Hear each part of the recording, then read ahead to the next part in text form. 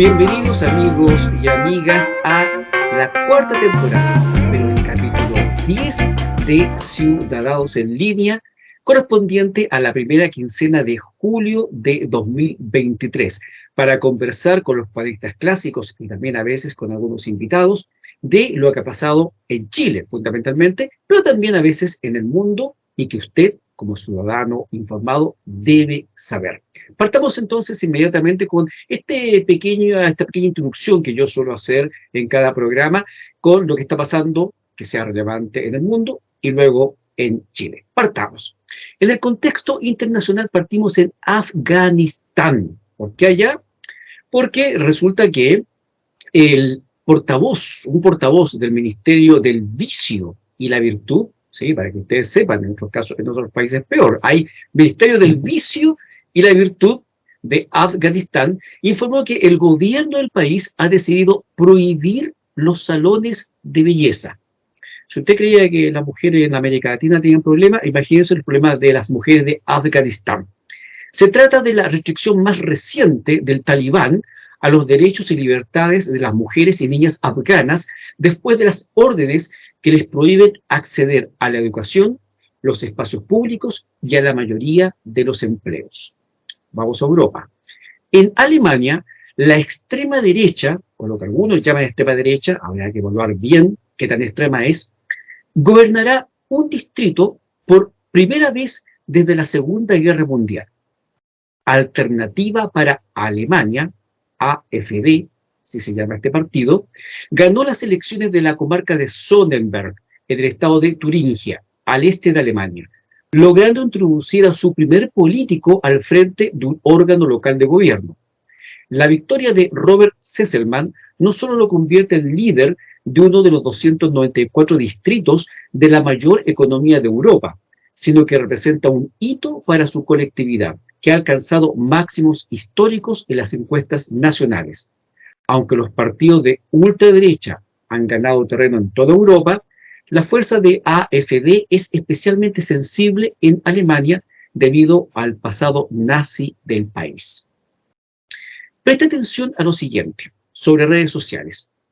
El prefijo cis, C-I-S, cis, que suele aplicarse en palabras como cisgénero y otras parecidas para definir a personas cuyo género coincide con el sexo biológico en su nacimiento, va a pasar a ser considerada un insulto en la red Twitter, según advirtió su propietario Elon Musk. Las palabras cis o cisgénero son consideradas insultos en esta plataforma, escribió el magnate en un tuit en el que se pronunciaba sobre otro asunto como es el acoso en la red. El prefijo cis es un ejemplo más del llamado lenguaje inclusivo y es usado principalmente dentro de la comunidad LGTBI como un término que entra en lo políticamente correcto. En los últimos tiempos, y en particular desde la compra de Twitter, Musk se ha mostrado como un gran adversario de lo que los medios conservadores definen como ideología woke, consistente en tomar demasiado en cuenta las sensibilidades de género y raciales en una sociedad diversa.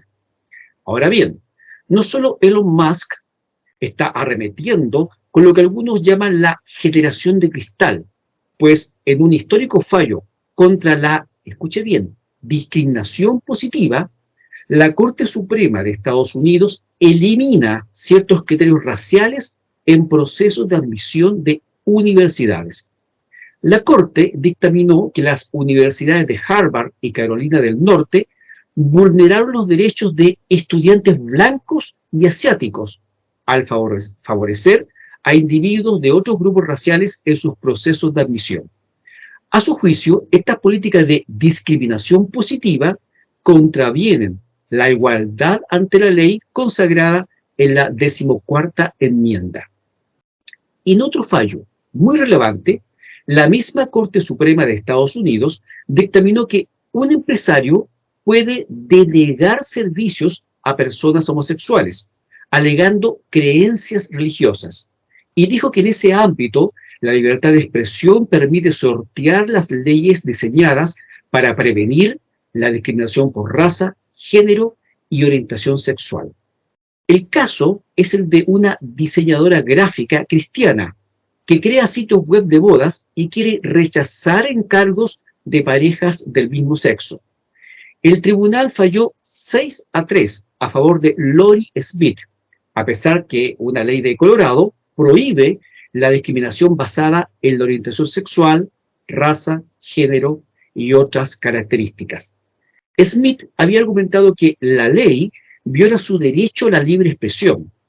Sus abogados habían alegado que un fallo en su contra obligaría a los artistas, tales como pintores, fotógrafos, escritores, músicos, a realizar trabajos que están en contra de sus creencias. Estos fallos se suman a otro, donde se prohibió a Joe Biden, presidente de Estados Unidos, hacer descuentos o condonaciones a deudores educacionales. Vamos con América Latina. La popularidad del presidente izquierdista Gustavo Petro, que está cerca de cumplir su primer año en el poder, se desplomó en Colombia, según una encuesta revelada recientemente. Así, un 61% de los encuestados desaprobó la gestión del mandatario, que enfrenta grandes dificultades para que el Congreso apruebe sus propuestas de reformas de ley, de acuerdo con la firma Inbamer. Además, 70% de las personas consultadas piensan que el país está empeorando.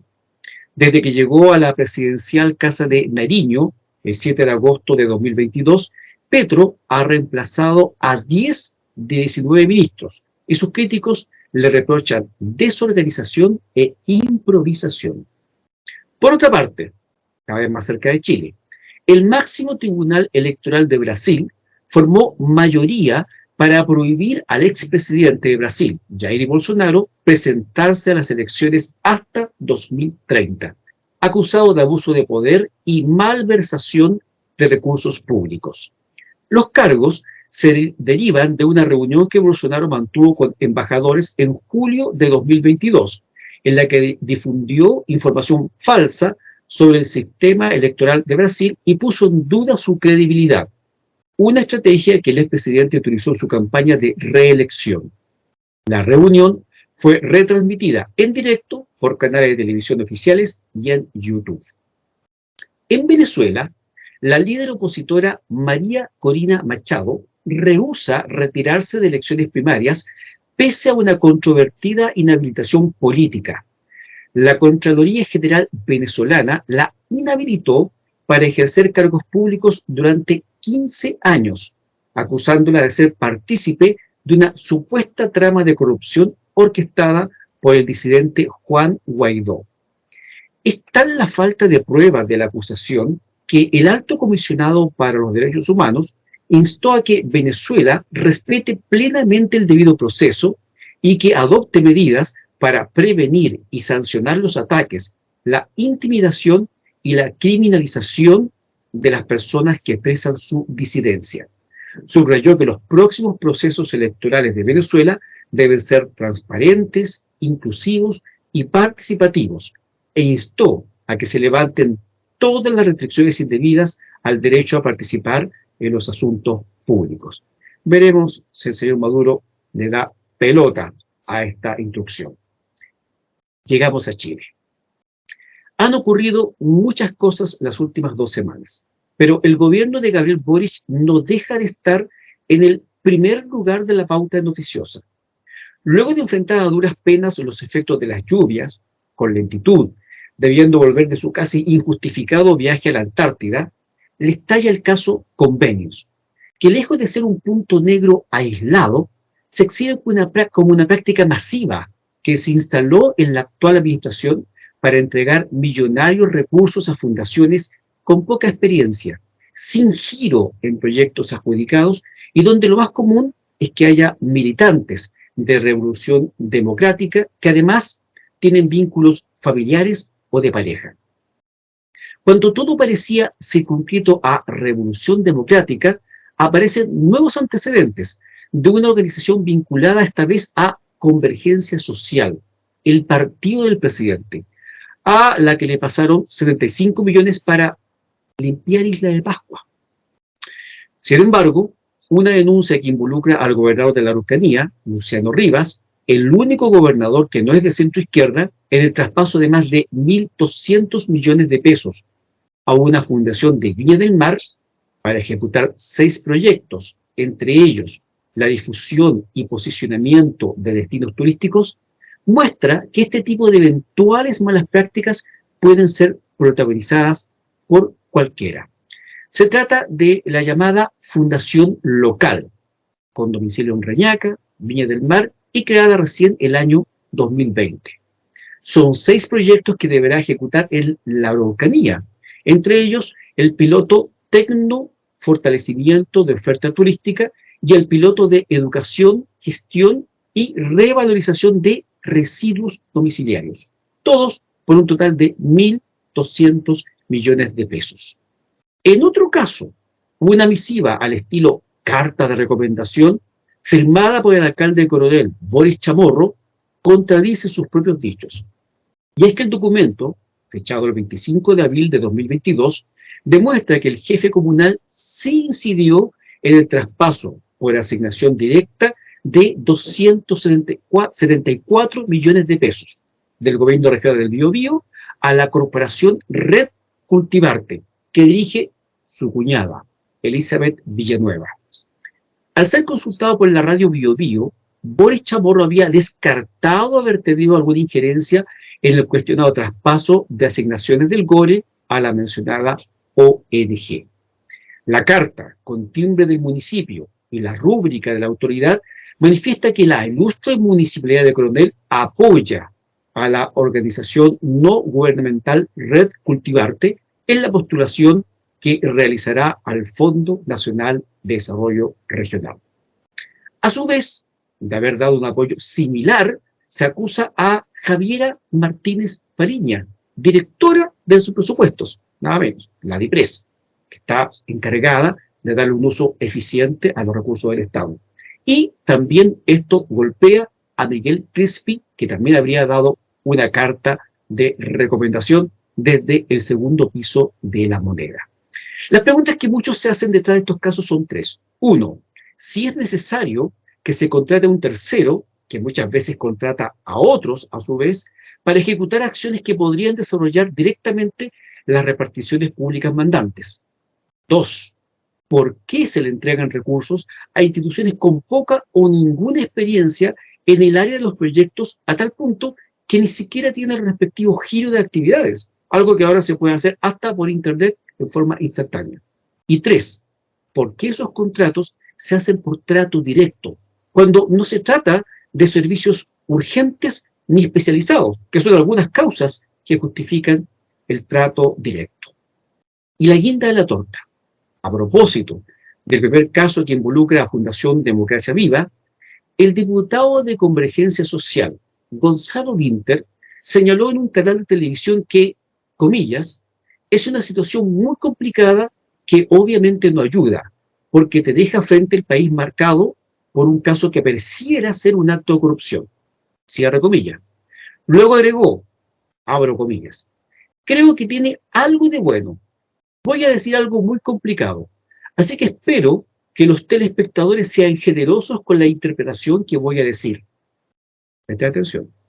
Ningún partido político puede pretender que, en la medida que crezca y administre el Estado, vaya a ser 100% probo.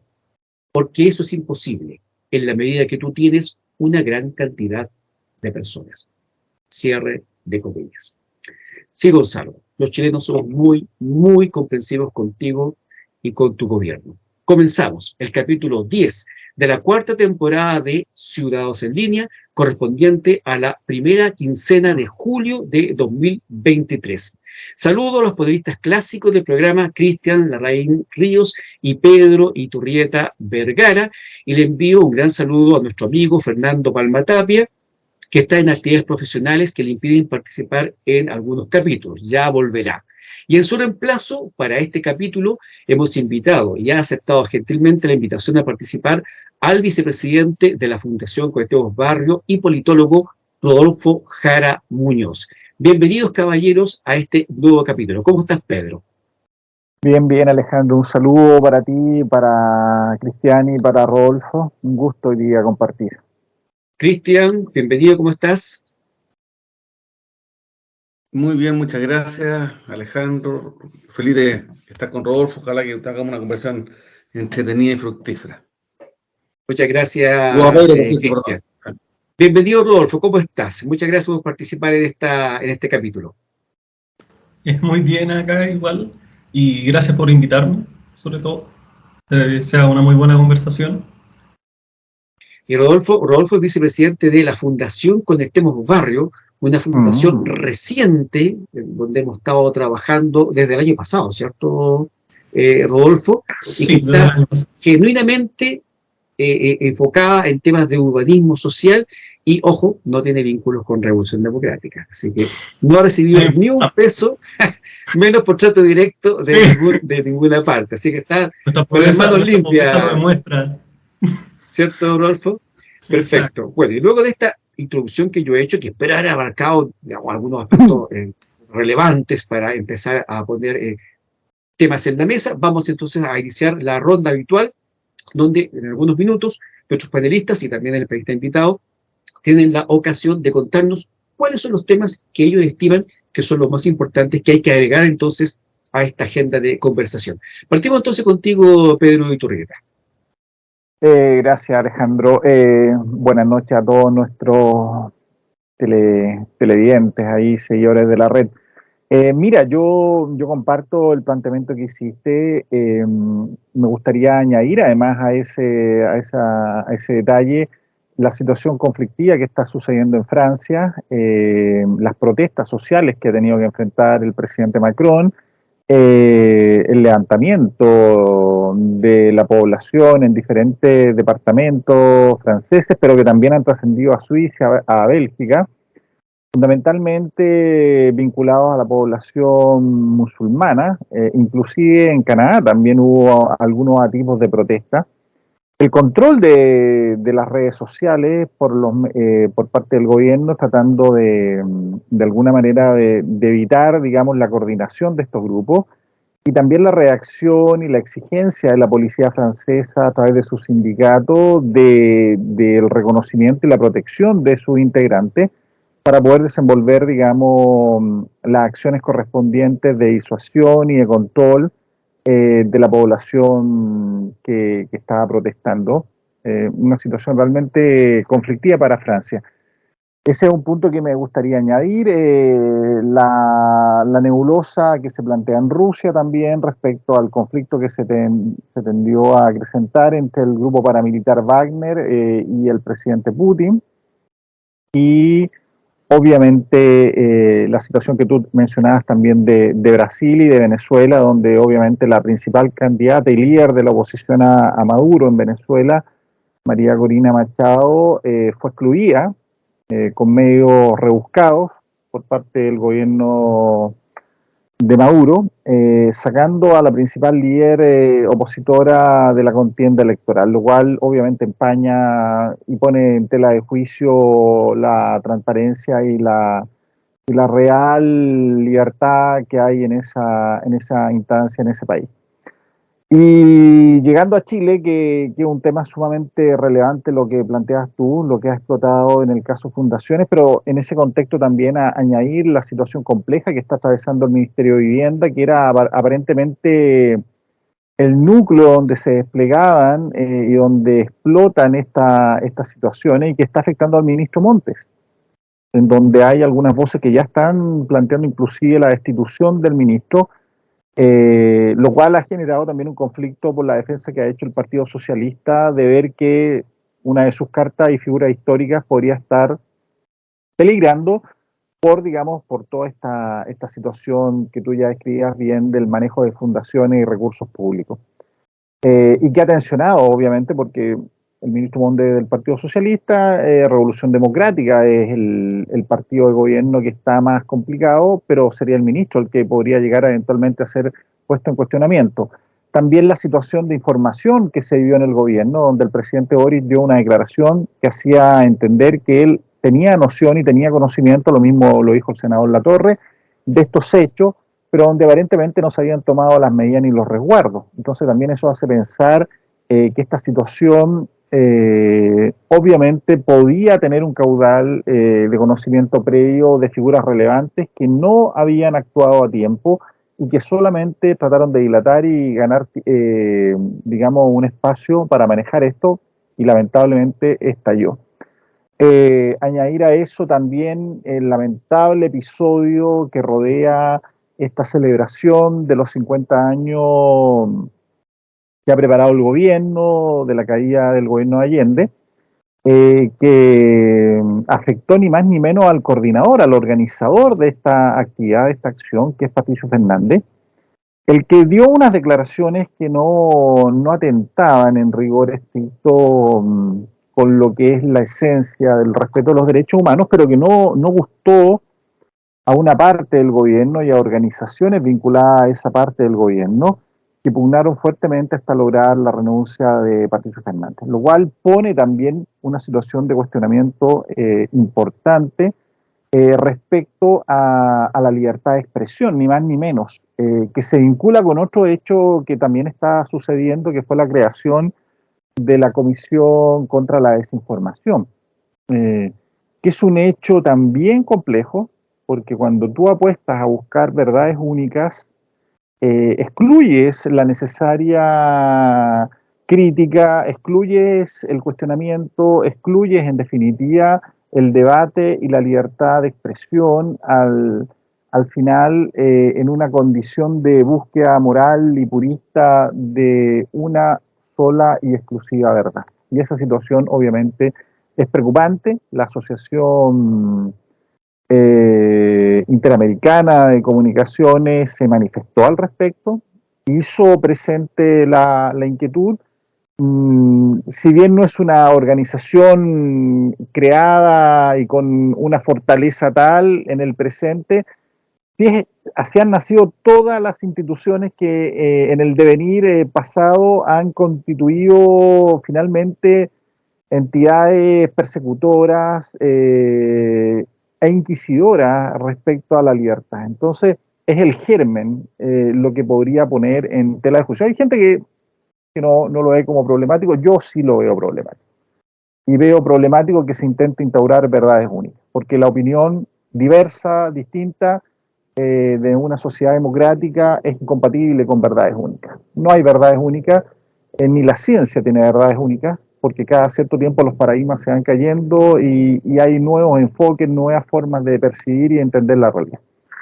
Dicho eso, también destacar lo que fue la entrevista del general Rosa el día domingo, que es algo que estábamos conversando, donde da cuenta más o menos de la situación extrema que vivió el gobierno de Piñera, donde según él, y de alguna manera lo comparte después desborde en otra declaración previa, el gobierno estuvo a 11 minutos de literalmente caer en manos de las turbas de protesta, y donde Carabineros fue el soporte y la fuerza que logró impedir aquello, lo cual nos deja todavía un conjunto de planteamientos y preguntas que no se han dilucidado hasta la fecha, como quiénes actuaban, qué acciones de conocimiento real se han tomado para quienes incendiaron el metro, quienes derribaron infraestructura pública, etc.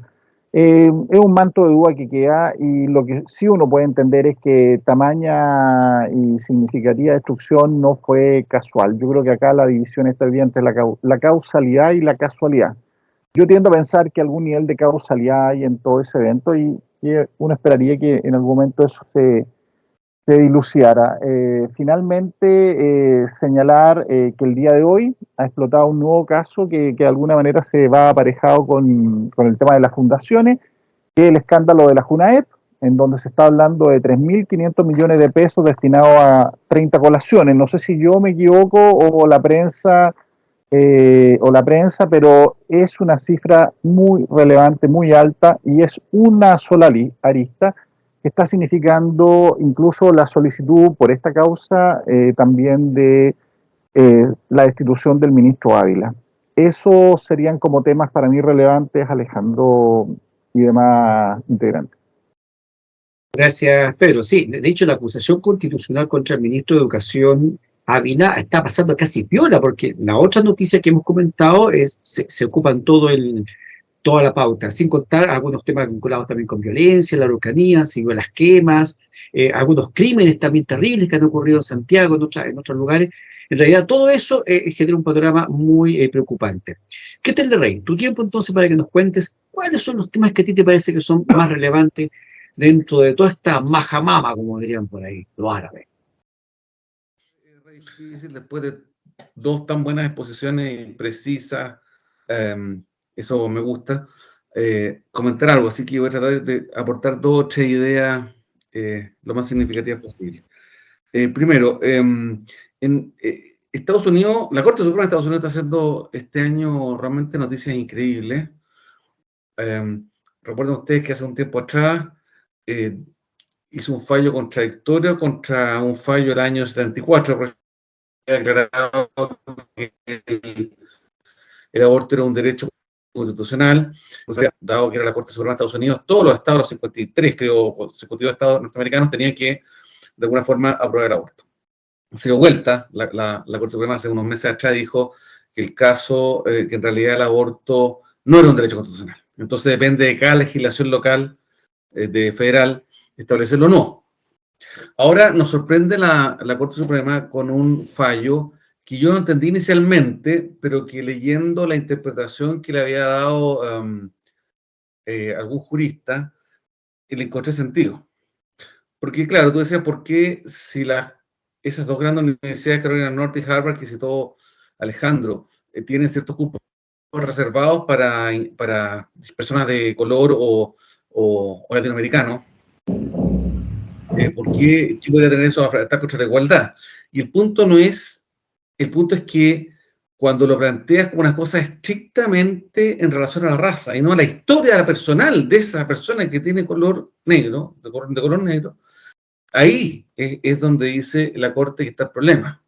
Entonces la igualdad ante la ley se afecta porque tú per se y anticipadamente, sin conocer la historia familiar o personal de cada una de esas personas, sin saber si efectivamente la raza le pegó o afectó a esa persona su expectativa de vida y sus posibilidades de educación, lo favoreces en función de otras personas que pueden tener más capacidades, ahí está el problema. Entonces no es per se la discriminación positiva, sino que es una discriminación positiva abstracta, que no dice relación con las efectivas situaciones personales de cada individuo o individua. Eso es lo primero que me pareció, le encontré sentido. Segundo, estoy muy impresionado cómo los regímenes dictatoriales de izquierda en Latinoamérica incluso se profundizan. La situación de Nicaragua es terrible. Yo soy católico, ustedes lo saben, y me orgullo que, así como me ha dado pena que hay curas pedófilos y de todo tipo de abusos, también hay obispos como este que lo dejaron en libertad para que se fuera de Nicaragua, porque está condenado a 26 años de cárcel, y no quiso. Y lo volvieron un par de horas después a meter a la cárcel porque él está defendiendo su idea de libertad como un hombre creyente. Me pareció notable.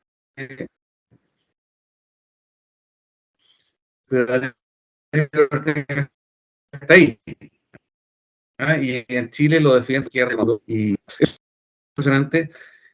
El caso de Democracia Viva vino para quedarse junto con todos los casos de fundaciones, vendrán más. Yo estoy muy impresionado de la ineficiencia de los servicios públicos chilenos, porque ya a esta altura es mucho dinero. El presupuesto del Estado chileno son 80.000 millones de dólares, entonces si están mal habido 20.000 millones, claro, entonces bueno, es que tanto, si es el 0,02% del presupuesto nacional, pero no ese es el estándar, ¿cierto? Son, no sé, 20.000 o 30.000 millones de pesos, si tú juntas todos los datos de la prensa, los 20, 30, 40 casos que han salido, de tratos directos en fundaciones recién constituidas y sin giro para hacer lo que están haciendo, como decía Fernando, sin experiencia más encima, como decía, perdón, Alejandro. Entonces, me parece muy, muy terrible porque yo creo que el ministro Marcel se le acabaron la posibilidad de hacer ninguna reforma tributaria. En mi opinión, es una irresponsabilidad. Con este nivel de despilfarro, y sobre todo falta control, si corrupción siempre va a haber, y en todos los sectores. Si esto ahora tocó Revolución Democrática, pero podría ser perfectamente Estás validando la tesis de Winter. No, es que la tesis de Winter, no. Es que Winter la planteó muy mal. Pero mira, yo te lo planteé así, Alejandro.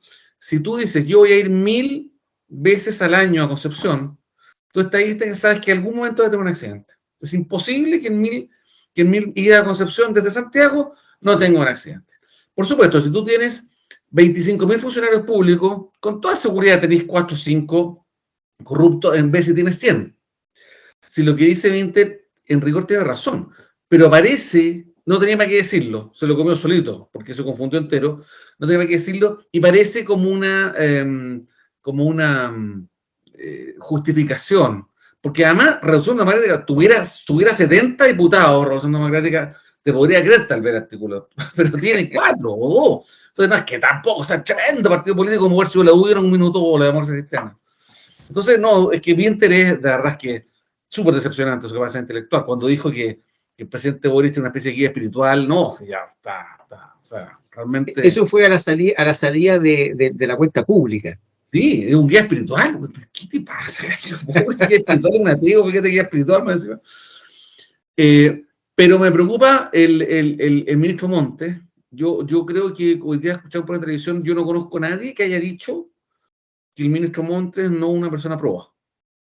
Yo no lo conozco personalmente, pero conozco a su hijo, o sea, profesionalmente lo conozco, y me parece que él, no sé, lleva 25, 30 años en política, de esas personas que nunca se le ha dicho nada, pero aquí, más allá de su probidad, que yo no discuto y que hasta donde sé nadie la pone en duda, él autorizó, por un acto público, un reglamento, una acto de autoridad como ministro, delegó autorizaciones a sus seremi para hacer pagos directos. Entonces, él tiene, por ese hecho personal, claramente una responsabilidad política, a esta altura, por lo menos, antes de saber esto, yo no le asignaba responsabilidad política al ministro Montes, pero después dijo, sí, él tiene que ser responsable políticamente de su error.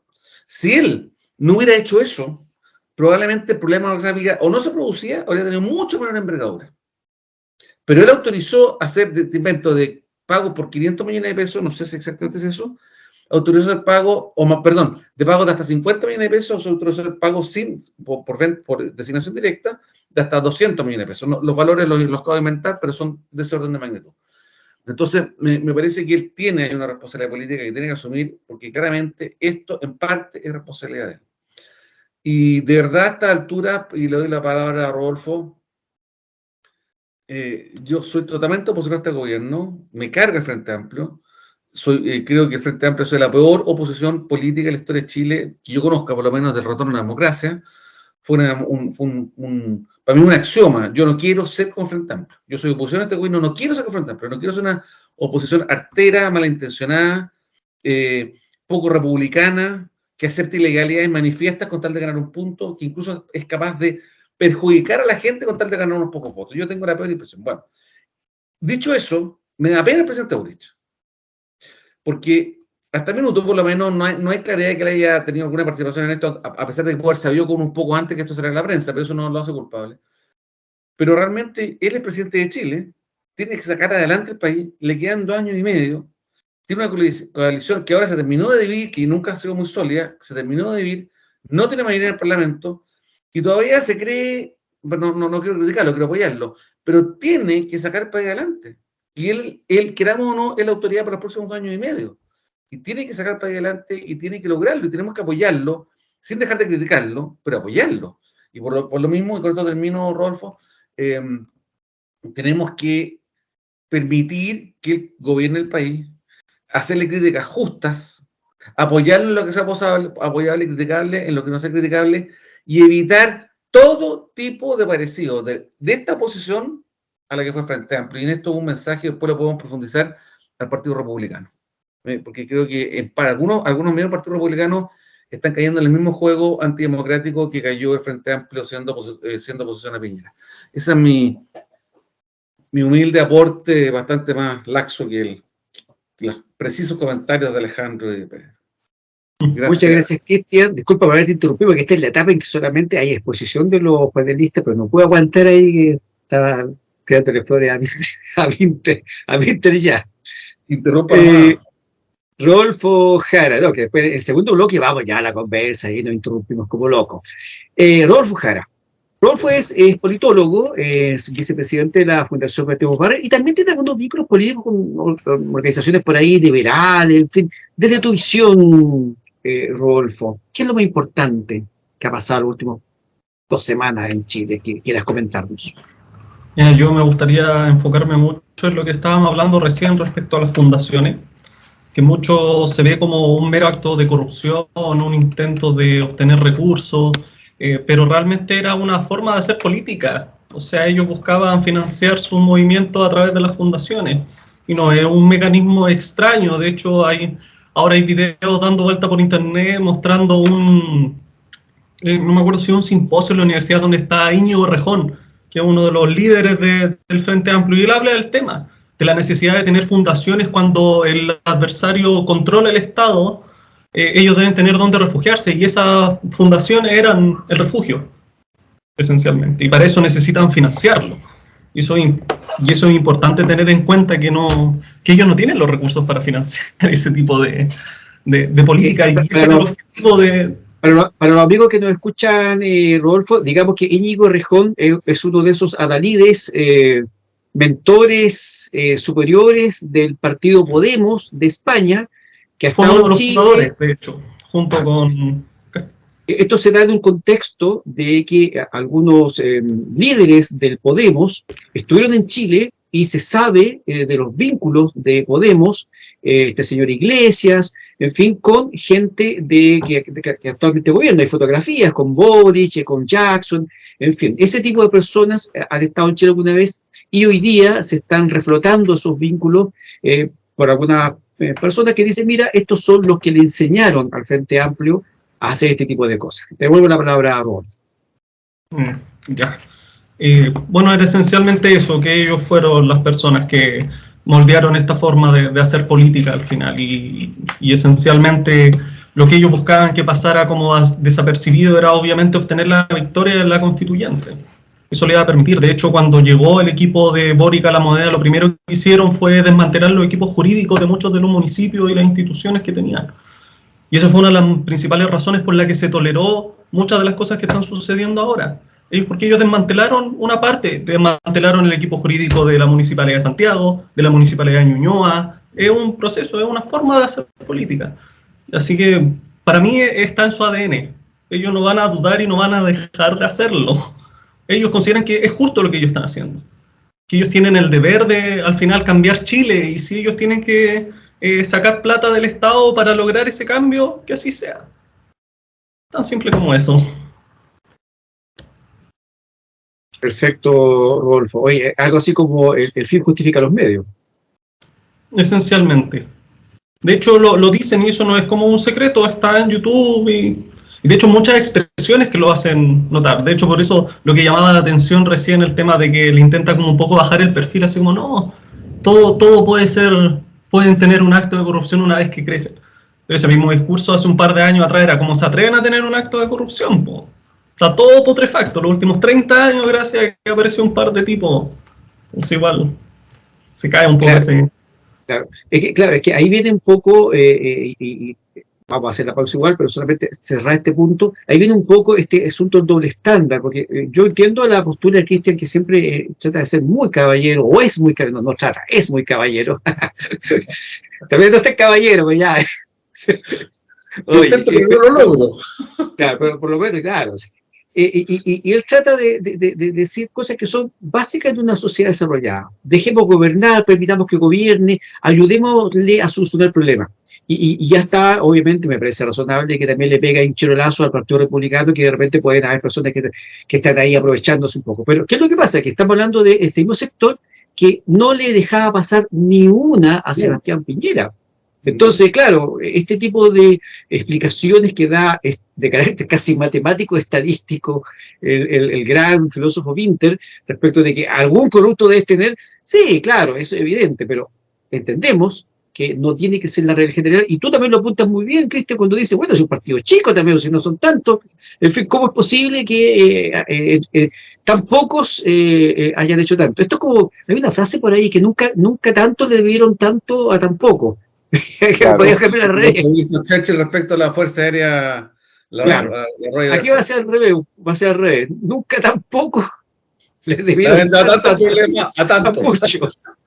Oye, ya, listo. Ya han sido puestas las cartas sobre la mesa, los panelistas ya han dado a entender sus principales preocupaciones, así que vamos a hacer la pausa de rigor, vamos a buscar un poquito de agüita, cafecito, para entonces empezar a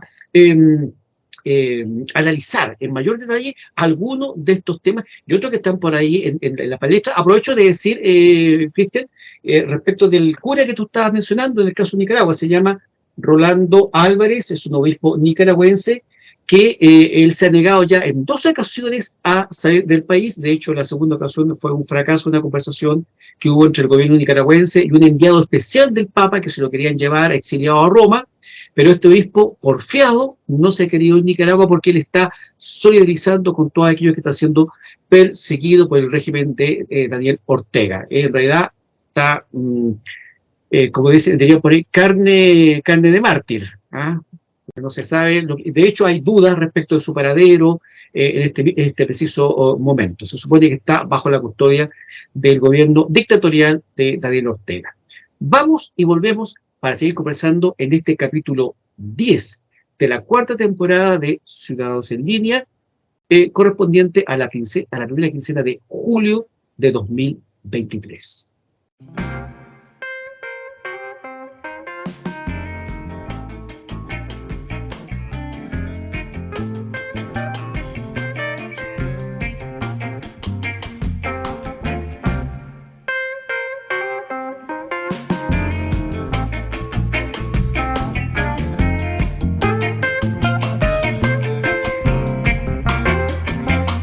Continuamos entonces con el capítulo 10 de la 4ª temporada de Ciudadanos en Línea, correspondiente a esta primera quincena de julio de 2023. Oye, a poquita semana, ¿cuándo es? ¿En septiembre, en octubre? El Panamericano Santiago 2023. El Sí. Panamericano y el Parapanamericano, es como el Papa Americano, como la canción. Que también ha tenido hartos problemas, entre paréntesis. Ahí pusieron a Harold McNichols hace poco a ver si podía sacar adelante esta cuestión con platas que no estaban a lo menos rendidas. Se supone que estaban ejecutadas, pero no estaban rendidas. Bueno, vamos entonces a seguir conversando entonces con los invitados de hoy, los panelistas clásicos, Pedro Iturrieta, Cristian Larraín Ríos, saludo a Fernando Palma, que está en labores profesionales, ya se va a reintegrar, y el invitado especial de hoy día, el politólogo y vicepresidente de la Fundación Conectemos Barrio, Rodolfo Jara Muñoz, que no han tenido trato directo con el Estado, así que por favor no trate mal a Conectemos Barrio, de las pocas fundaciones buenas que quedan. Para entonces dialogar hoy día sobre algunos de los aspectos más importantes de este capítulo. Y hay consenso de que lo ocurrido con Patricio Fernández, director del diario The Clinic, ex convencional, y que hasta hace unos días era asesor presidencial para la celebración o la conmemoración, celebración no me parece adecuado, la conmemoración de los 50 años del golpe militar. Él dice cosas o dijo cosas que tal vez muchos de nosotros hemos dicho. Sin embargo, el Partido Comunista y presuntamente 160 organizaciones de defensa de los derechos humanos, yo no sé de dónde salen tantas organizaciones, pero parece que las hay, les pareció a este conglomerado que las apreciaciones de Patricio Fernández eran un verdadero acto de negacionismo. Y estaban pidiendo al presidente de la República que lo sacara del cargo, y él se adelantó y renunció. Sin embargo, eso nos deja a todos pensativos, reflexionando sobre esta conducta que modernamente se llama la cancelación, que es eliminar, que es suprimir a quien se aparta de un determinado discurso, y peor aún cuando este discurso es totalmente contrario a lo que un sector piensa. Vamos entonces a abrir esta conversación, partiendo contigo, Cristian Larraín, que era uno de los interesados en dialogar sobre esta materia. Cristian. Mira, gracias, Alejandro. Mira, ¿cómo tomarlo? En democracia, en mi opinión por lo menos, la crítica es tal vez el primer derecho. Y la crítica surge de la libertad de expresión. Si yo tengo libertad de expresión, en consecuencia tengo libertad de criticar. Hay un chiste, esto es muy simpático, que cuenta Ronald Reagan. Ronald Reagan, entonces lo cuenta un chiste. Y dice que está conversando un americano con un ruso. Entonces el americano le dice, mira, en mi país, en la democracia de mi país, yo puedo ir a la Casa Blanca, ponerme frente al presidente Reagan y criticarlo, y digo, usted tiene un muy mal gobierno. Y el ruso le dice, bueno, yo también puedo hacer lo mismo, pues yo también puedo ir a la casa del presidente, a la casa del presidente Reagan, ponerme frente a él y decir, usted tiene un muy mal gobierno. No sé si se entiende, no referido al presidente de Rusia. Bueno, solamente ante Reagan se puede decir eso. Porque criticar es razonable, y yo lo he hecho con el Partido Comunista, porque si yo fuera un hombre público, el Partido Comunista puede hacerlo conmigo y al revés, y todos nosotros, es parte de la libertad de expresión. Pero también hay un acto, si tú quieres, interior, que requiere la democracia y la tolerancia, que es que entender que, salvo condiciones muy objetivas y casos más o menos extremos, casi todos podemos tener algún momento la razón, o poder estar equivocados. O sea, si tú, insisto, salvo casos muy extremos, que no es el caso de la interpretación del golpe de Estado en 1973, en mi opinión, pero tú siempre estás dispuesto a aceptar que estás equivocado o que lo estés equivocado. Si tú no tienes esa actitud psicológica, si tú no te cuestionas así de su duda metódica tus propias convicciones políticas, es muy difícil el diálogo. Y eso no quiere decir que uno no tenga convicciones, sino que siempre estar de buena fe escuchando al adversario. Bueno, aquí no pasa eso. De partida, Patricio Fernández es un hombre de centro izquierda, votó por el mamarracho Constitución, fue uno de los convencionales, la aprobó, la criticó, pero finalmente votó por ella, hizo campaña por ella, votó a prueba, el plebiscito salía, y una Constitución chabacana, mala, horriblemente mala por las razones que ya hemos hablado, y es un hombre de izquierda, no, ni siquiera de centro, un hombre de centro izquierda, ¿eh? Pero un hombre inteligente. Y yo creo que se ha de dialogar, yo lo he escuchado así por lo menos, y me parece que la opinión que él dio fue, yo no diré malintencionadamente establecida, pero un poco lo que decía Rodolfo respecto del ADN de Frente Amplio respecto a las fundaciones, le pasa un poco al ADN de la señora Hertz y a cierta parte gente del Partido Comunista que están tan embebidos de sus propias convicciones, tan profundamente se sienten víctimas y que lo fueron, ¿no es cierto?, de la dictadura, que no admiten ningún grado de sutileza, de explicaciones. Y lo que pasó con Fernández fue eso, una intolerancia absoluta. Él no dijo, mira, qué bueno, que Pinochet mató gente, no dijo eso. De hecho, nunca negó nada. Nunca negó nada y nunca lo había hecho. Es un tipo además que tiene, siendo director de cliente, tiene 35 años, tiene 20 libros. Entonces, yo no encuentro una exageración absoluta. Yo insisto, yo no votaría por Fernández ni en 4 vidas, pero porque tenemos diferencias ideológicas, no por él como ser humano, ¿me entiendes? Y me parece que era, dentro de las opciones que tiene el presidente Boric, para lo que se viene, que es yo creo una buena persona, porque un hombre muy documentado, que es de centro izquierda, pero no un fanático, ¿eh? No es un Hugo Gutiérrez, no es una señora Hertz, no es no sé, un Winter, que no, o sea, razona, habla bien, pero no, en fondo no razona, en mi opinión. Bueno, entonces creo que fue una actitud terrible y además se nos aproxima de verdad. Me costó entenderlo a mí, pero ya a mis 56 años te digo, entender que la política es 70% pasión. 70% pasión, 80% tal vez. Entonces, y racionalidad bastante menos que eso. Entonces, vienen 50 años para la gente de izquierda y centro izquierda, y para cierta gente de derecha es una conmemoración o un recuerdo muy duro, pero también de que tenemos que aprender. Los alemanes, alguien lo decía la otra vez, lo decía Daniel Mansuy, en la Revolución Civil de 1891, que también terminó con el suicidio de un presidente de la República, don José Manuel Balmaceda. Balmaceda terminó la guerra, que fue realmente corta, la guerra civil fue como 8 meses, y se asiló en la embajada argentina, para la gente que no sepa. No voy a inventar la fecha, suponte que la guerra terminó en junio, estoy inventando, y y el mandato termina en septiembre. Estoy mirando la fecha. Resulta que el día que terminó su mandato, él en la delegación argentina se pegó un tiro.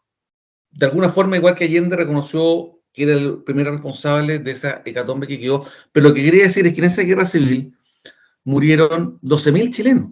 Murieron 12.000 chilenos, cuando Chile tenía 1 millón de habitantes. Entonces, y 50 años después nada hablaba de eso, no era tema. Entonces aquí hay, por distintas razones, el dolor de la gente por las personas torturadas, desaparecidas y muertas, uno lo entiende. Y que no se te olvide, lo entiende. El punto es que el país no ha hecho todavía, y Allende sigue vivo en Chile, en el Chile de ahora. Sigue de alguna forma, lo seguimos viviendo los chilenos de derecha e izquierda, y eso es un punto que tenemos que los chilenos que superar. No digo superar en el sentido de olvidar, sino de poder hablar de eso, como podemos hablar, por ejemplo, de la guerra de independencia o la guerra civil de 1891, sin afrentas personales, sin cancelaciones. Tenemos que llegar a un punto en que podamos hablar de esas cosas tan graves sin sentir que eres un desgraciado o una desgracia, del lado que sea. Creo que eso es lo que manifiesta la intolerancia del Partido Comunista y también podría ser gente de derecha en otros temas, lo que genera eso que le pasó a Patricio Fernández, una cosa que más a esta altura, 50 años, lo que pasó es intolerable, en mi opinión. Yo creo que igual también hay que tener... Precisamente quería darte la palabra a ti, Rodolfo, por lo siguiente. A mí yo también tengo 54 años hoy día. Tenía 4 años para el golpe de Estado.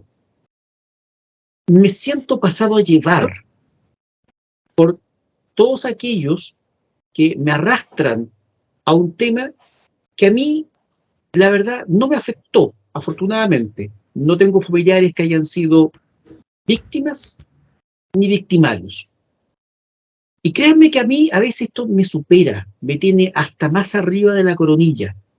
Rodolfo, tú eres mucho más joven, de este panel eres la persona más joven. ¿Qué sientes tú frente a este tema? Yo no podría como universalizarla respecto a mi generación, pero a mí igual me tiene aburrido. O sea, yo encuentro que el colmo que después de 50 años se siga repitiendo, y no es como que no tengamos otros temas que se nos vienen encima. O sea, uno pensaría, chuta, y seguimos repitiendo el tema y caímos en lo mismo. De hecho, hace poco salió una columna de opinión que decía, miramos, volvimos a los años 90. O sea, llegando a un punto, hubo un consenso que esto es malo, esto no se habla. Cuando salió Piñera diciendo los cómplices pasivos, y después volvemos a los 50 años y es como un retroceso, como que un aprendizaje que se borró, directamente se borró. Y volvemos a tener los mismos conflictos, por una opinión ligeramente disidente saltan al tiro.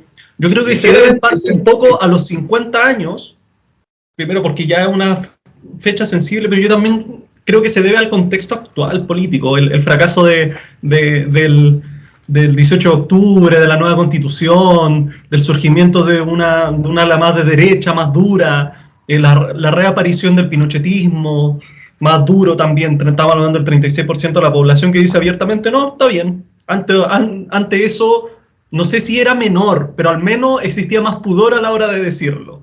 Yo creo que ya no. Entonces yo creo que si igual es una reacción, es como chuta, esto se está más o menos así como legitimando. Te variaste un poquito el discurso oficial. No, ya está ahí apoyando esa legitimación. Yo creo que eso fue una especie como de acción media reaccionaria de parte de la izquierda en contra de Fernández, que podría haber sido cualquier otra persona, podría haber sido Carlos Peña, la persona que hubieran colocado y que se hubiera atrevido a decir algo ligeramente distinto de la verdad que ellos quieren.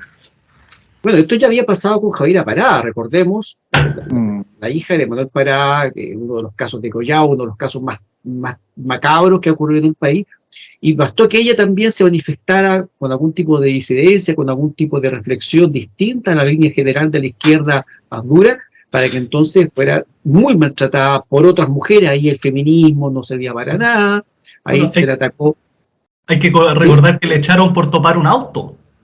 Por eso no puedo competir como diputado. Ahora uno lo toma en perspectiva y suena tan absurdo. O sea, hasta Karina Oliva suena absurdo al lado de las cosas que estamos viendo. Entonces. Ahora, ¿no será también, y aquí dándole también la palabra a Pedro, este renacimiento pinochetivo, porque también es otra cosa. Yo siento que no hay tantos pinochetistas, pero es tanto lo que levantan la figura de Allende y es tanto lo que se da con esto que han provocado una especie de reacción. Y algunos que incluso ni siquiera eran pinochetistas empiezan a sacar su velocidad y dicen, oye, ¿sabes qué más? Yo a partir de ahora voy a ser pinochetista porque en realidad esto que hay me tiene hasta arriba.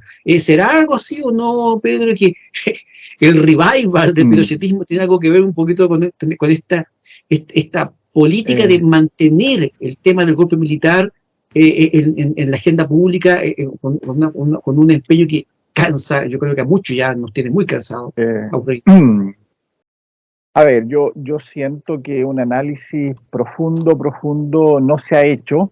Se intentó, sí, yo reconozco que la figura de la izquierda al retorno de la democracia había división, pero había un socialismo claramente democrático, que era el socialismo de Núñez y otra gente que había vivido experiencia diversa, había estado en Europa y volvía con una mirada renovada, inspirados quizá en el socialismo español, Felipe González, en la Alemania socialdemócrata, etc. Pero había una rama marginal, pero no por ello menos importante, que seguía arraigada, digamos, a las convicciones, podríamos llamarlo, y que fue una rama que se mantuvo por el tiempo, estuvo en Chile, nunca estuvo alineada con la democracia cristiana, con el Partido Radical. Fue lo que en los 80 era el MDP, donde era una unidad entre el socialismo y el Partido Comunista, más algunos integrantes de la izquierda un poquito desorganizada, inorgánica. Y ese movimiento y esa fuerza estuvo relativamente controlada. Ese impulso por rescatar y traer acá a la primera línea este discurso que es el que estamos hablando hoy día estuvo relativamente controlado. Se empieza a descontrolar una vez que se incorporan a la concertación. El socialismo se unifica, el socialismo Almeida se unifica con el socialismo de Núñez y pasan a constituir un grupo interno de la que fue reconocido como los autoflagelantes, que son los que en definitiva comienzan a morigerar el discurso democrático de futuro que tenía la concertación, en alguna medida, y que luego van tomando terreno, van ganando, van instalando ciertas ideas del ideario de la izquierda justamente más combativa, hasta que llegan a la incorporación del Partido Comunista en lo que fue el experimento de la nueva mayoría. Pero, y desde ahí en adelante se va perdiendo el impulso que traía la renovación socialista, el discurso de la concertación, y se comienza a reinstalar una revisión. Y la generación que hoy día está en el gobierno fundamentalmente es tributaria de ese revisionismo y de ese intento de rescate de lo que fue la experiencia de Allende, todo lo que es Revolución Democrática. De hecho, Revolución Democrática se inspira en la estética que tuvo Allende. Uno de sus lotes se inspira en lo que fue el discurso de los pantalones largos cuando el cobre es estatizado. Son tributarios. Ellos siempre van romantizado a buscar eso, sí. Romantizado. Ahora, sí, porque si no, no es como que conozcan la versión histórica de Allende, conocen la versión romántica de Allende. La versión romántica, sí. Y yendo a lo que plantea Rodolfo, un par de ideas más para poder dar la palabra. Obviamente, ellos se autorigen en una suerte en una parte de esta idealización romántica, como dice Rodolfo, pero también, a mi parecer, se erigen en una suerte de vengadores o reivindicadores de lo que fue la experiencia de Allende, y no solamente en un discurso con una propuesta de gobierno, sino que ante todo aquello que puede ser visto como obra emanada de la dictadura o del gobierno militar, como se le quiera llamar. Y de parte primero el grueso Pinochet es el núcleo. Pinochet está en el discurso permanente, es reiterativo, es permanente, y Pinochet es para todo. El modelo neoliberal Pinochet, la constitución Pinochet. Pero uno podría pensar que la derecha concede ante eso y también se va adecuando. Uno podría pensar que con eso se va a saciar el discurso de la izquierda, y es todo lo contrario. Ahí ya pasa a ser, y ahí Piñera tiene un tema muy relevante de los cómplices pasivos, porque ya pasan a ser personas que incluso estaban en la segunda, tercera, cuarta línea, y eso ya también pasan a ser responsables de todo este horror que ha sido erigido y construido desde el discurso por esta izquierda revisionista y reivindicativa. Ahora, para finalizar, cuestiones súper concretas y las tiro nomás. Primero, Allende gana con una votación de minoría. Es electo con la aprobación de la democracia cristiana, que lo hace firmar el Estatuto de Garantías Constitucionales para darle el vamos, porque no había segunda vuelta. Mucha gente lo ignora eso hoy día, sobre todo la más joven que está acostumbrada a este otro formato. Allende es acusado por el Congreso. Allende es declarado inconstitucional. Allende tiene una oposición por la Corte Suprema. Allende tuvo una oposición democrática en el CODE, que fue la unidad entre el Partido Nacional y la Democracia Cristiana, que fue contundente. Los agentes, además, políticos de la época pregonizan antes de Allende, durante Allende, que Chile estaba además en una situación catastrófica política y que estaba revisando el otro día una lectura de Tomic, que no era del ala más moderada de la democracia cristiana, pero incluso Tomic incluye dentro de su análisis la posibilidad de una dictadura militar pacificadora. Así lo define Tomic en un documento del año 73, me parece, en donde hace un análisis político bastante descarnado de la realidad chilena. Dice, si no hay acuerdo posible entre la democracia cristiana y la izquierda, lo único que queda es la acción de un gobierno, de una dictadura militar pacificadora. Y él describe más o menos lo que está pasando hoy día. Dice, la izquierda se niega a tener un acuerdo con la democracia cristiana, nos empuja a ir a la derecha, y la derecha, eso va a incomodar a una parte de la militancia, porque lo que busca finalmente la izquierda es desmembrar el centro o la centroizquierda, y llegar a la realidad que estamos viviendo hoy día. Y con esto quiero concluir, en donde solamente haya dos polos. Y lo ha logrado de alguna manera. Hoy día lo que tenemos es una izquierda dura en un núcleo muy fuerte, el desmembramiento y el debilitamiento de lo que fue el eje de la concertación, que es el PPD, el Partido Radical, la Democracia Cristiana. El único que ha logrado sobrevivir relativamente bien es el Partido Socialista, pero ni tanto, porque están sus fuerzas con los demás partidos de prodignidad. Y por otro lado, la derecha está sufriendo una situación similar. Sus partidos más moderados están siendo morigerados porque ante un discurso tan contundente, tan radical, la gente comienza lo que llega es que no bastan las medias tintas. Este buenismo, como se le adjudica y se le etiqueta a la derecha, empieza a no cuadrar. La gente literalmente empieza a perder la paciencia, podríamos decir, y dice, bueno, si no me van a convencer de que Allende fue un buen presidente, porque muchos dicen, yo lo viví, yo estuve haciendo las colas, yo vi cuando estatizaron empresas, yo vi la inflación de 300, 400%, a mí no me convence nadie. Y lo que la izquierda lamentablemente ignora es que hay un porcentaje. Pinochet, con esto termino, Pinochet gana pierde el plebiscito con un 44% de apoyo. Eso es un salvoconducto, no para que haya pinochetismo, pero es un salvoconducto que cualquier gobierno de salida lo quisiera. Y Allende gana con el 33%. Entonces, ante esa realidad, hoy día estamos en el peor de los escenarios, porque justamente se están dando forma los grupos más extremos y más adversariales. En definitiva, eso es, ni siquiera es que sean extremos, son los grupos más adversariales de la derecha los que están tomando más fuerza en el tono, porque sienten que de lo contrario podría volver a ocurrir algo, tarde o temprano les va a pasar lo que le pasó a Fernández, y yo creo que ese es el tema que en definitiva que ronda también en parte la derecha. Mira, Pedro, fíjate que, bueno, el tema es muy amplio y podemos estar conversando probablemente 100 horas y no vamos a terminarlo, pero Allende fue un fracasado. Claramente, más allá, antes que derrotado, ¿no? Porque lo decía Daniel Mansueto en un programa que está en YouTube, que es muy bueno, que lo entrevista a Cristian Barken. El gobierno de Allende fracasó mucho antes que terminara. Está totalmente fracasado. O sea, un presidente que llama a los militares, al comandante jefe de ejército para que sea ministro del Interior.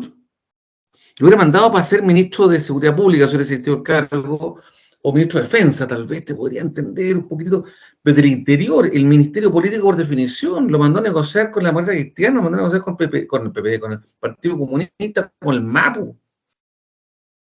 Allende fue un fracasado, fue un político exitoso desde el punto de vista que logró ser presidente de la República, eso sin duda, y mantenerse en la élite política chilena durante 40 años, pero eso sobredimensionó sus capacidades. Pero supo reconocer su fracaso. Su suicidio, en mi opinión, esta es mi interpretación, el suicidio de Allende es el máximo reconocimiento que él hizo de su propio fracaso.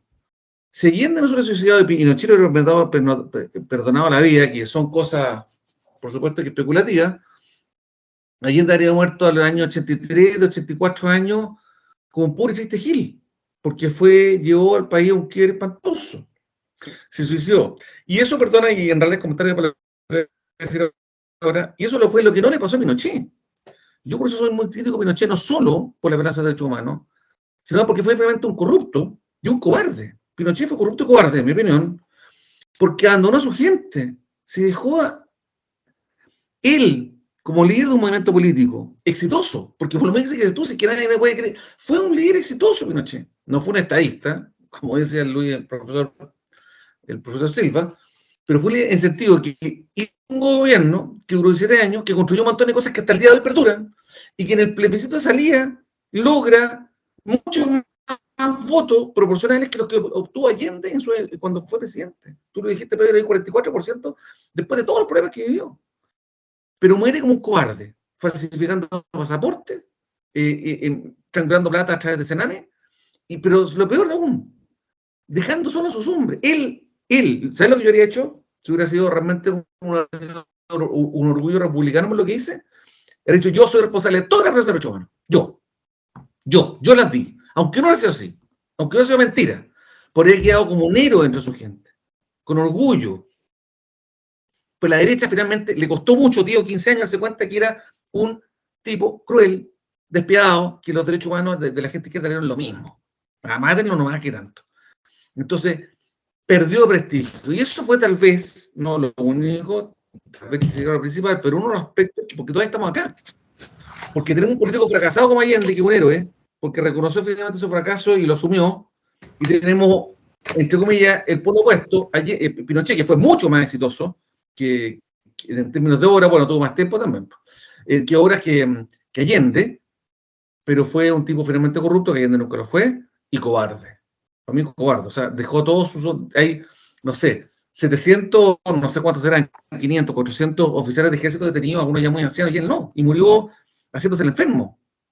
Yo tengo la peor imagen política de Pinochet, no obstante, le reconozco muchas cosas buenas. Y creo que eso ha afectado que todavía estemos acá. Se habrían neutralizado los personajes. Creo yo, si hubieran tenido así como un héroe de Allende, hubieran tenido un, entre comillas, héroe de derecha, aunque hubiera sido también un tipo muy cruel. Interesante el análisis que hace Cristian Larrey. No sé si, Rodolfo, tú quieres decir algo antes de un planteamiento que quiero hacer yo. Bueno, me parece que pasaron tantos temas que como que no sé por cuál empezar. Me gustaría hablar un detalle que habló Pedro sobre cómo se está empezando a polarizar todo. Yo creo que no es una estrategia de la izquierda, es la estructura del sistema político chileno. O sea, en el momento que ellos desmantelaron el sistema binominal, surgió el sistema político que estaba antes en Chile, imperante, y eso es el sistema de los tercios. Si uno ve el sistema político actual, un tercio de izquierda dura, un tercio de derecha dura, y un grupo político en medio. Un tercio, un tercio, un tercio. Lo que estamos viendo es el renacer, esto es la ironía de todo. Estamos viendo nacer el viejo Chile, no un nuevo Chile. O sea, tú estás diciendo que era mejor el sistema binominal. Pero yo en parte es pésimo porque Chile se va a volver un país mucho más inestable. Eso es un hecho y lo estamos viendo. No va a tener capacidad de pasar proyectos de ley, porque no va a tener el contingente legislativo que el binominal le aseguraba, y por sobre todo el binominal es un chaleco de fuerza, forzaba la moderación del sistema político. Esa es la gracia del binominal. Formáis dos grupos políticos, el grupo político de derecha absorbe la extrema derecha, el grupo político de izquierda absorbe la extrema izquierda, y el sistema funciona centrípeto, hacia el centro. Y ahí tenéis la segunda vuelta del sistema presidencial, la Constitución que amarra en ciertos aspectos con las leyes orgánicas constitucionales. Eso lo sacaron. Y por ende, el sistema político está volviendo a ser lo que era, un sistema multipartidista, centrífugo, polarizado. Entonces, eso yo creo que no fue una, ¿cómo se llama? Un éxito de la izquierda, al contrario, fue un fracaso, porque ellos tenían la tesis, que era que, como el sistema lo creó Pinochet, estaba sesgado a la derecha. Entonces, si ellos sacaban este chaleco de fuerza, naturalmente, y en parte les funcionó al principio, iba a crecer hacia la izquierda nomás. Ese iba a ser el nuevo centro, ¿no? Se van a ir solo a la izquierda, porque el sistema político estaba sesgado hacia la derecha. Pero como ustedes mismos dijeron, el sistema político chileno igual lo creó la Renovación Socialista. O sea, no es simplemente el modelo de Pinochet, es el modelo de centro. Y cuando ellos sacaron este chaleco de fuerza, bueno, se está expresando lo que siempre hubo debajo. Dos grandes polos fuertes, extremismos, que el sistema binominal te apretaba y te excluía del sistema político. Porque con el binominal no entraba ni el comunista, no te entraba un partido nazi, no te puede entrar ningún extremismo. Se anulan. Tengo un punto, un matiz, porque estoy de acuerdo con muchas de las cosas que dijiste respecto de que, es que además del cambio del sistema binominal, fue el voto voluntario. Ambas cosas sumadas producen un efecto que tú dices, pero... ¿Cómo? El de ahora es el obligatorio, no el voluntario. ¿O estáis hablando del anterior? No, ahora sí, pero pues durante la última, no sé, 8 o 9 elecciones sí. Fue voluntario. A eso me refiero, que eso, la mezcla del voto voluntario por, no sé, 6 o 7 años, 8 años, 10, no sé muy bien cuánto, más la salida del binominal, te digo que... No, mi matiz está en que, yo lo dije algún programa años atrás, yo siento que lo que no pasó en la Unidad Popular está pasando acá, y que no son 3 tercios, Rodolfo, yo creo que son 4 cuartos.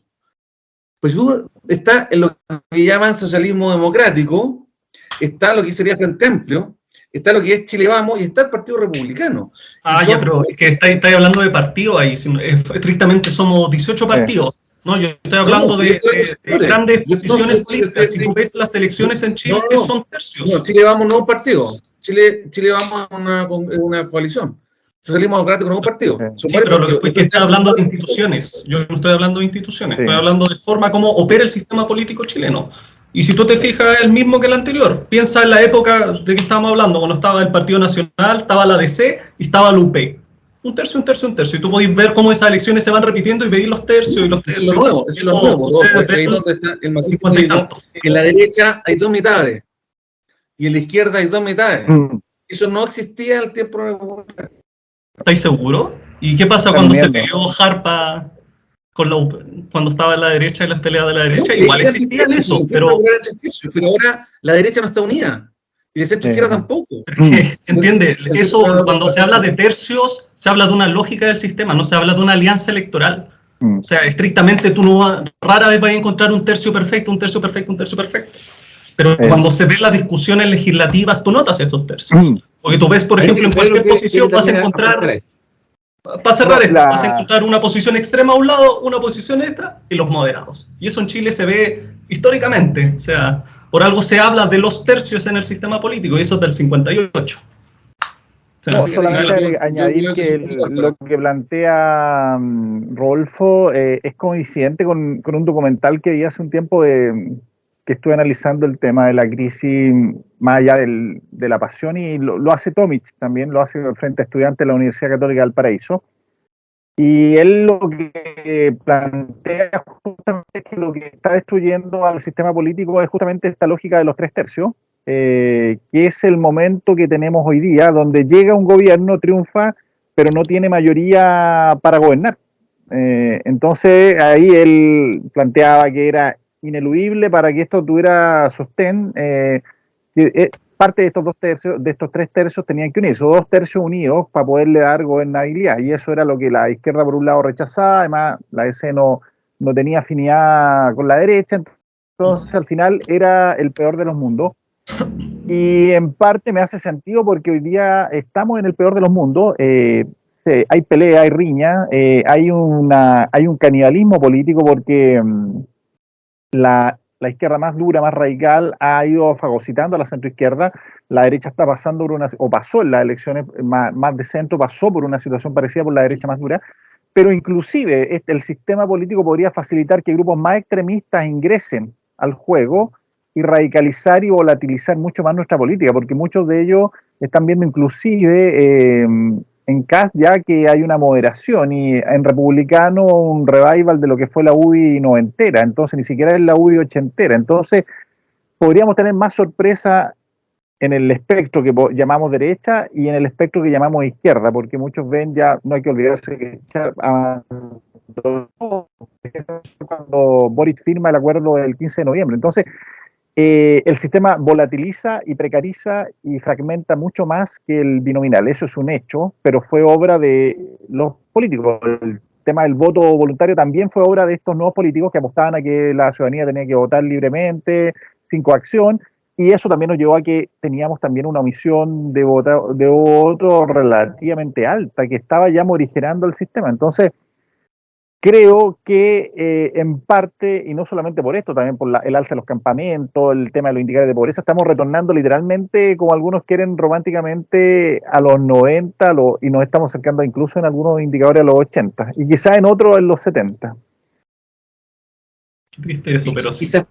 Quizás por algo le ha ido tan bien a la retransmisión de precisamente la serie Los 80, que estos días había dejado lejos al Gran Hermano, que está como un tonto, me parece que se va a acabar esa cuestión antes que termine. Pero yo estoy bien, sin discrepar con Rodolfo ni Pedro respecto de estos 3/3 históricos, pero también puede ser que estemos hoy día viviendo una evolución de la política, porque mientras hablaba Rodolfo y Pedro, yo pensaba en los 4/4 que plantea Cristian, pero yo también pienso que después de haber 5/5. Porque si tenemos un amplio sector de derecha y un amplio sector de izquierda, que a su vez están subdivididos, bueno, ¿quién queda al centro?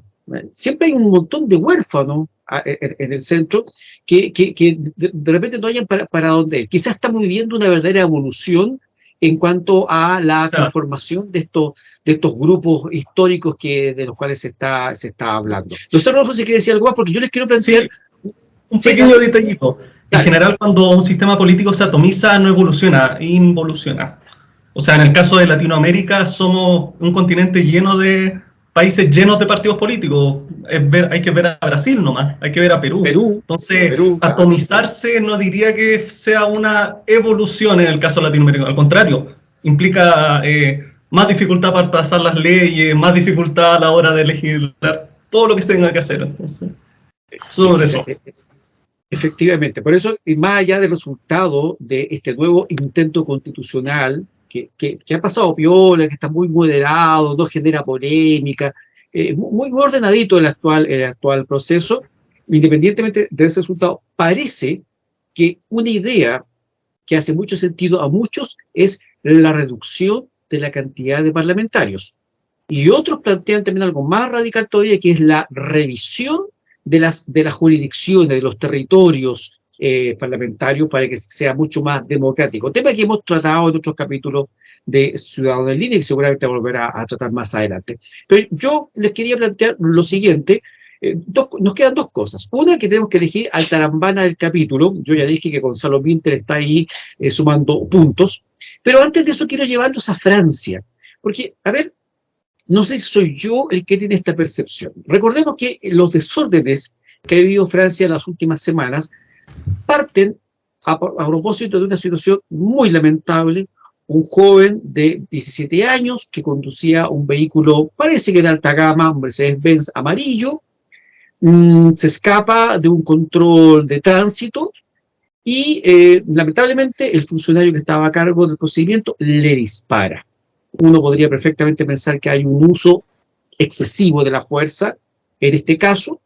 No se aclaran todos los hechos. Alguien decía por ahí que iba acompañado con otros jóvenes, que habrían sacado un arma. Está muy oscuro todo esa situación.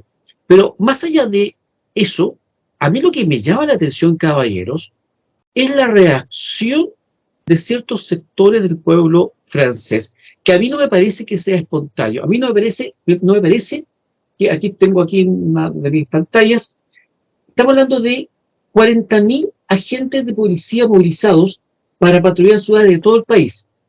Desde que partieron estos hechos, y hasta la fecha que estamos hoy día en este programa, más de 2.000 personas han sido detenidas y más de 500 policías y gendarmes han resultado heridos. Se han quemado locales, se ha saqueado. A ver, una cosa es estar en total desacuerdo con una conducta de una policía que tal vez le falta más entrenamiento, hay acusaciones de discriminación arbitraria, se dice que este joven había sido controlado 5 veces en los últimos 2 años, no sé cómo es la legislación francesa, parece que permiten que menores de 18 puedan conducir vehículos. Estamos hablando de una persona de origen argelino, en fin, y se ha levantado todo un discurso de injusticia. Pero llevar a prácticamente pretender quemar el país, no sé por qué me suena a planificación, no sé por qué me suena a que están esperando cualquier incidente para salir a quemarlo todo, como por ejemplo, fue como las expresiones que utilizaban en Chile, por ejemplo, la senadora Fabiola Campillay o la famosa, y ahora con licencia médica, Catalina Pérez, que cuando ante las injusticias del sistema decían, bueno, ¿cómo no quieren que salgamos a quemarlo todo? ¿Les parece sospechosa esta sobrereacción del pueblo francés o esto es normal? Cristian Larraín, yo no sé si normal es la palabra, pero no tan inusual. Estas explosiones sociales con menor envergadura pasaron en Perú, también hace poco, pasaron en mucha menor envergadura, pero también son explosiones. En Ecuador también. En Colombia en también. Ecuador, pasaron en Venezuela hace muchos años atrás, pasaron mucho menos en intensidad, pero sí en la misma fuerza en Colombia. Pasaron en Estados Unidos por problemas raciales, pasó en Francia.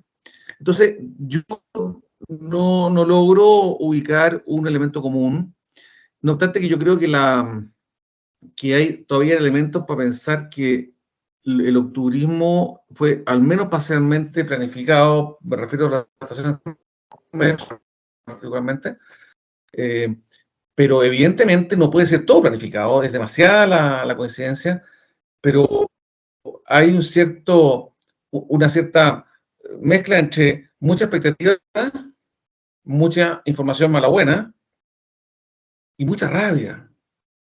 Es que mira, un cura, yo he dicho acá, y yo se lo he dicho a la gente joven que justifica la violencia de octubre del 2019, y el cura me decía algo que para mí me ha sido central en mi vida familiar y personal. Tú puedes sentir muchas cosas, y los sentimientos pueden ser positivos o negativos. Pero yo puedo estar muy feliz, pero no puedo tirarle agua a alguien porque estoy feliz. Y tampoco puedo estar muy triste, pero no puedo quemar una iglesia ni tirarle bomba a los carabineros porque tengo rabia. Entonces, los sentimientos no pueden ser cuestionados. Los sentimientos son normales, son normalmente nobles. Y frente a un sentimiento negativo, uno como oyente tiene que escuchar.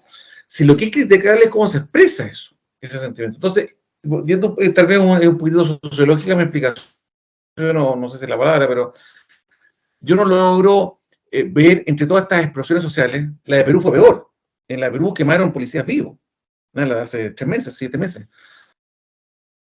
En Colombia se fue peor que la de Chile. Murieron, ¿Perdón? Si no me equivoco, en Colombia murieron como 60 personas, 80 personas, entre gente que desapareció. No, lo de Chile fue... Por eso, y en Venezuela también, acuérdate, un tiempo que hubo una explosión social tremenda con Guaidó. Entonces, es difícil para mí establecer un vínculo común, pero sí te digo que el vínculo común es que la rabia se expresa de forma inapropiada.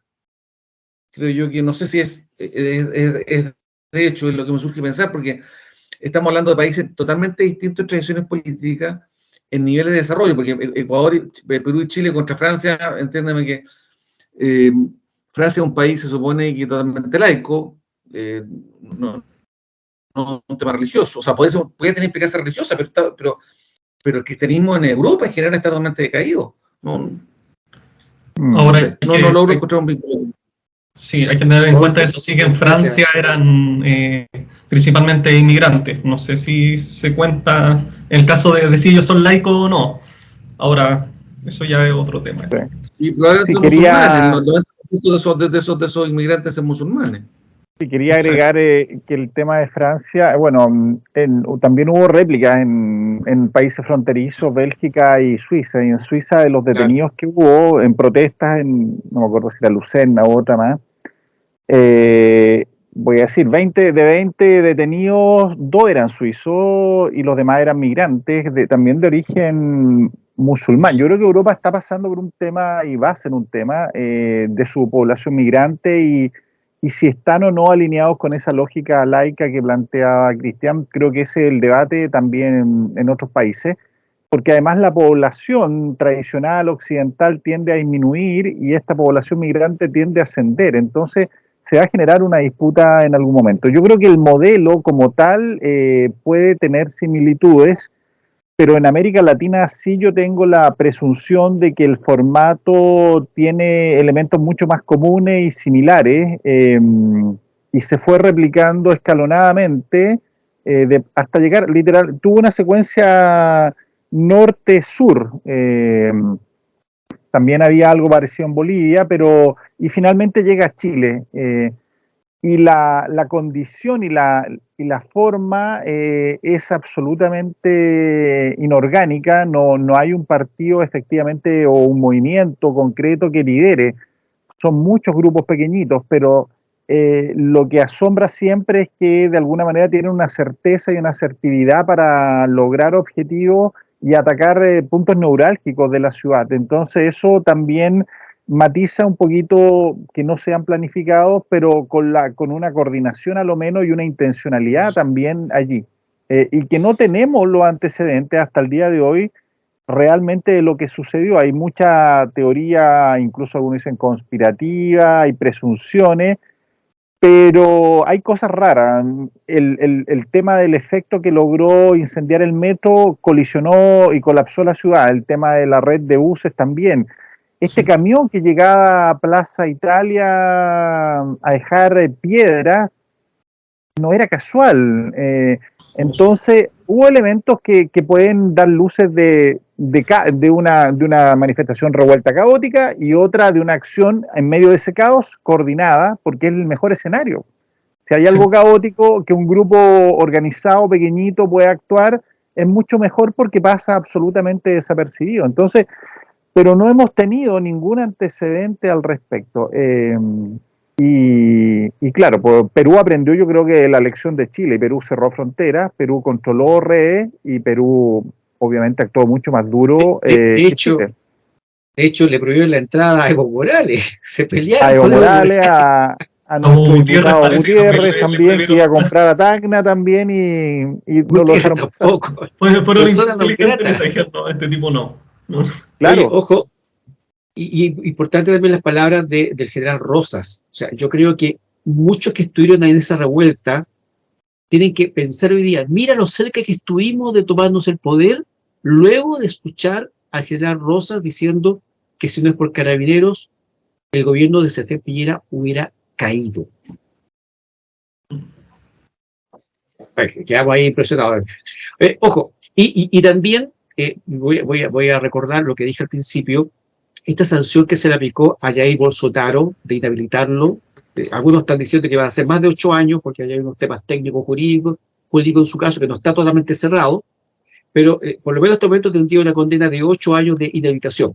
Recordemos que cuando gana Lula da Silva la elección, hay una verdadera horda de personas que llegan a Plan Alto no se sabe hacer qué cosa exactamente, porque parecía entre manifestación, protesta, golpe de Estado, algo muy raro, pero y en ese momento ya había ocurrido también el llamado de Donald Trump a desconocer el resultado de las elecciones norteamericanas. Entonces, aquí hay un patrón que está siendo utilizado por gente de izquierda y también gente de derecha, bueno, vamos a decir que Donald Trump es de izquierda, en el sentido de que cuando algo no me gusta, entonces saco a las sordas, saco a mis seguidores, saco a los monos peludos, y a hacer la pega que el voto democrático fue incapaz de hacer, aparentemente. Y eso obviamente es una conducta absolutamente antidemocrática.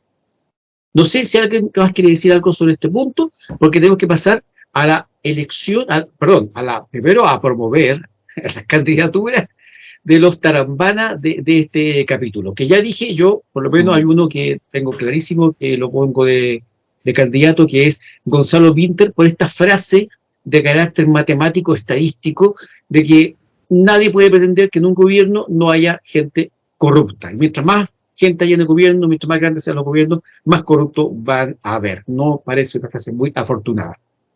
¿Qué tal, Larraín? ¿Algún candidato tarambana en esta ocasión? ¿O votar por Gonzalo Vinter nomás? No, yo Vinter lo pondría tal vez como dos. Yo creo que en este minuto es el senador Latorre. Mi tarambana, porque ¿Cuál? realmente... Juan Ignacio Latorre. Sí, porque es el presidente RD. Porque lo sobrepasó completamente el problema de las fundaciones, de los convenios con las fundaciones. Él lo sabía, ya lo reconoció que lo sabía antes, ha sido hipócrita, si lo sabía tendría el tiempo para haberlo pensado mejor, apoyó a la diputada Pérez, después no la apoyó, le echó la culpa al ministro Montes, después no le echó la culpa, ahora se quedó callado cuando hizo una pregunta de respecto de Crispi, cuando está hablando de otras personas. Realmente ha demostrado un infantilismo político, una falta de honestidad en sentido de transparentar su pensamiento. A eso me refiero con una falta de honestidad, no es que haya el ser corrupto, me refiero a que él ha sido cínico en mostrar su pensamiento. Lo digo...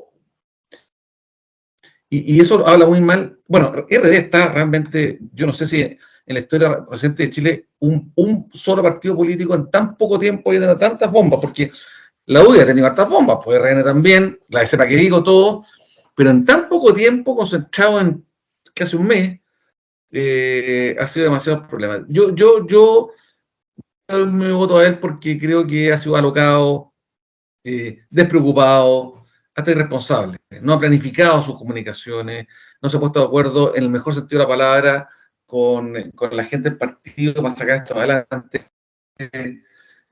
Y ahora ese partido murió. Yo creo que la convivencia interna es imposible sacarlo adelante. No va a sacar nada. Ahora no es así, no sé, pero mi candidato el presidente de RD, senador Latorre, por lo que acabo de decir.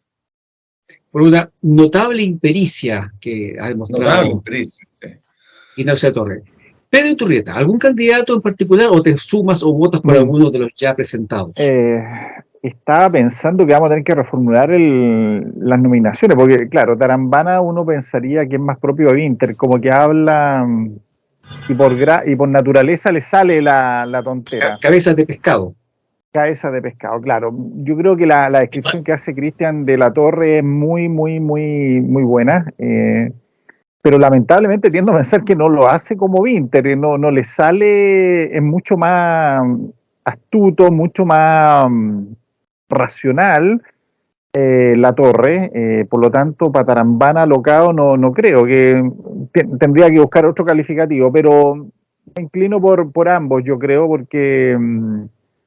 Vinter obviamente naturalmente le sale. Él habla y el hablar le lleva alocamiento, tontera, y como cuando salió a defender el tema de Sierra Bella, después, bueno. Tiene varias salidas. Tiene varias, pero para...